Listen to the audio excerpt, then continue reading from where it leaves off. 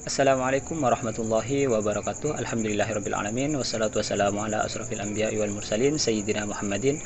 Qala rabbi israhli sadri wa yassirli amri wahlul 'uqdatam min lisani yafqahu qawli, amma ba'du. Yang terhormat Bapak Khalid Wardi MHI selaku dosen pengampu di mata kuliah Usul Fiqh. Sebelumnya perkenalkan, nama saya Nurul Huda. Di sini saya sebagai moderator sekaligus pemateri pertama dari kelompok 1 yang akan membahas Al-Quran sebagai metodologi hukum Islam. Sebelum kita beranjak ke Al-Quran sebagai metodologi hukum Islam, kita kenali dulu apa itu Al-Quran. Al-Quran secara bahasa atau secara etimologi bentuk masdar dari kata qira'ah. Qira'ah yaqra'u Qur'anan, yang mempunyai arti bacaan. Atau membaca apa yang telah tertulis padanya, menelaah dan berbicara. Hal ini sesuai dengan firman Allah dalam surah Al-Qiyamah ayat 17 sampai 18. Bismillahirrahmanirrahim. Inna alaina jam'ahu wa qur'anah fa idza qara'nahu fattabi qur'anah. Inna alaina jam'ahu wa qur'anah. Sesungguhnya kami telah mengumpulkan di dadamu wa qur'anahu, dan membacakannya. Fa idza qara'nah, dan apabila kami telah membacakannya, fattabi qur'anahu, maka ikutilah bacaan tersebut.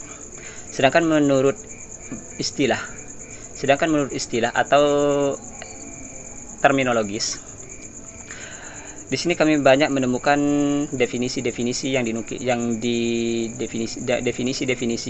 yang dikemukakan oleh ulama-ulama terdahulu, seperti Imam Saltut mendefinisikan Al-Quran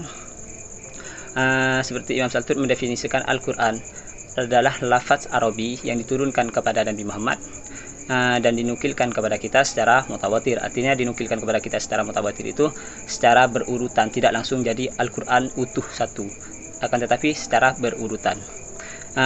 Dan menurut Imam Syaukani mendefinisikan Al-Quran adalah kalamullah yang diturunkan kepada Nabi Muhammad, yang di dalamnya, yang di setiap surahnya itu mengandung mukjizat dan bernilai ibadah ketika kita membacanya.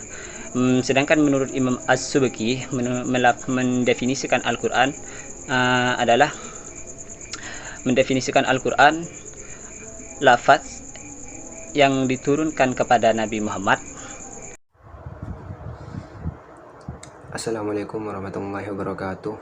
Perkenalkan, nama saya Rosyan Anwar sebagai pemateri kedua. Di sini saya akan menjelaskan tentang kedudukan Al-Quran sebagai sumber hukum. Kedudukan Al-Quran adalah sebagai sumber utama dan pertama dalam penetapan hukum. Oleh karena itu, ketika seorang ingin menemukan hukum untuk suatu kejadian, maka tindakan pertama yang harus dilakukan yaitu mencari jawaban penyelesaiannya dari Al-Quran. Hal ini sesuai dengan firman Allah Subhanahu wa Ta'ala dalam surah An-Nisa ayat 59, yang artinya, wahai orang-orang yang beriman, taatilah Allah dan taatilah Rasul Muhammad dan ulil amri atau pemegang kuasaan di antara kamu. Kemudian, jika kamu berbeda pendapat tentang sesuatu, maka kembalikanlah kepada Allah atau Al-Quran dan Rasul atau sunnahnya. Jika kamu beriman kepada Allah dan hari kemudian, yang demikian itu lebih utama bagimu dan lebih baik akibatnya. Sekian, wassalamualaikum warahmatullahi wabarakatuh. Assalamualaikum warahmatullahi wabarakatuh. Perkenalkan, nama saya Roni Bagus Setiawan, absen 7. Di sini saya sebagai pemateri ketiga. Di sini saya akan membahas tentang hukum-hukum dalam Al-Quran. Hukum-hukum yang terkandung di dalam Al-Quran ada 3 macam, yaitu 1. Hukum-hukum iktikadiyah, 2. Hukum-hukum akhlak, 3. Hukum-hukum amaliyah. 1. Hukum-hukum iktikadiyah, yaitu hukum-hukum yang berkaitan dengan kewajiban para mukallaf tentang apa-apa yang harus diyakini atau dipercayai dan apa-apa yang harus dihindari atau dijauhi yang berhubungan dengan keyakinannya. 2. Hukum-hukum akhlak, yaitu hukum-hukum yang berkaitan dengan tingkah laku sehubungan dengan kewajiban para mukallaf untuk menghiasi dirinya dengan sifat-sifat baik atau terpuji dan menjauhi dirinya dari sifat-sifat buruk atau tercela. 3. Hukum-hukum amaliyah, yaitu hukum-hukum yang berkaitan dengan para mukallaf mengenai perkataan, perbuatan, akad, dan muamalah atau interaksi antar manusia. Hukum-hukum amaliyah di dalam Al-Quran dibagi menjadi 2 macam, yaitu sebagai berikut. A. Hukum ibadat, yakni hukum-hukum yang bertujuan diciptakannya untuk mengatur hubungan hamba dengan Sang Pencipta.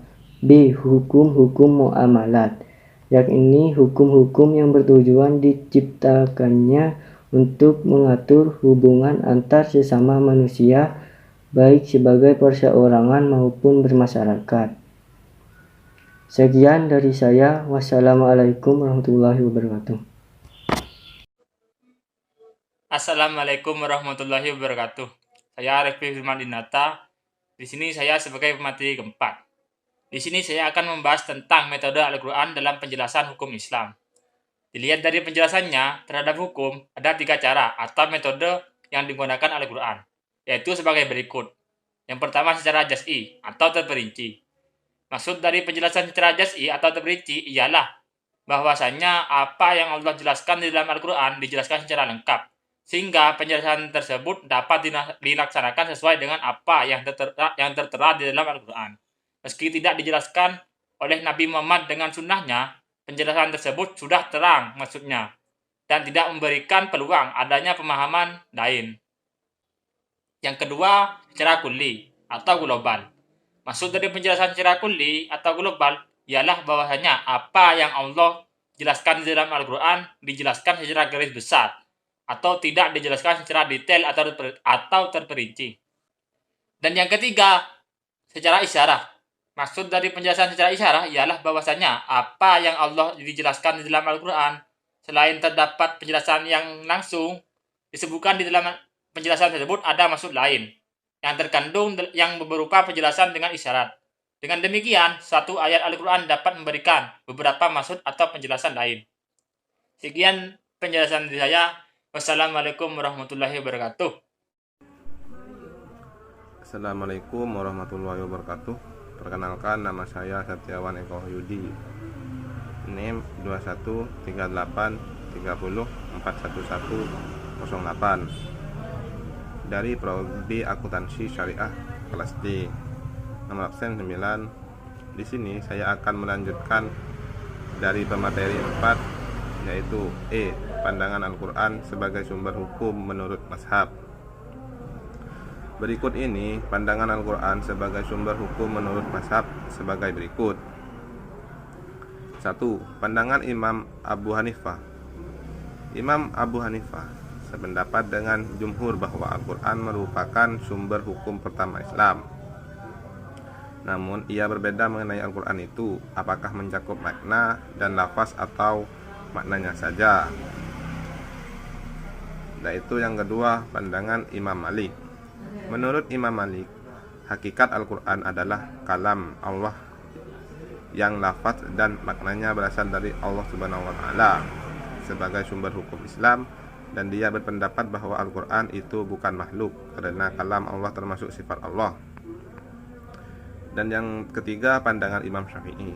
Menurut Imam Syafi'i, sebagaimana pendapat ulama yang lain, Imam Syafi'i menetapkan bahwa sumber hukum Islam yang paling pokok adalah Al-Quran, bahwa beliau berpendapat tidak ada yang diturunkan kepada penganut agama manapun kecuali petunjuk terdapat di dalam Al-Quran.